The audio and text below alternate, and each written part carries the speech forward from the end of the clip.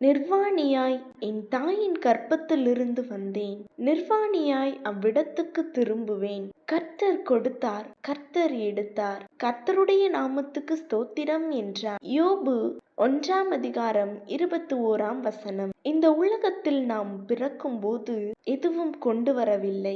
அதே போல இந்த உலகத்தை விட்டு நாம் செல்லும் போதும் எதையும் கொண்டு போவதும் இல்லை. கர்த்தருடைய நாமத்தின் மேல் விசுவாசம் உள்ளவர்களாய் எந்த பாவமும் செய்யாமல் எல்லாவற்றிலேயும் அவருக்கு ஸ்தோத்திரம் செய்ய வேண்டும். யோபு அதைத்தான் செய்தான். இவை எல்லாவற்றிலேயும் யோபு பாவம் செய்யவில்லை என்று நாம் பார்க்கிறோம். சில நேரங்களில் கர்த்தர் சோதனையை அனுமதிப்பார். அதற்கு தப்பிச் செல்ல ஒரு வழியும் நிச்சயமாக வைத்திருப்பார். நமக்கு எவ்வளவு சோதனை இந்த உலகத்தில் வந்தாலும் பாவம் செய்யாமல் நம்மை நாமே ரட்சித்துக் கொள்வோமா? Have a nice day. God bless you.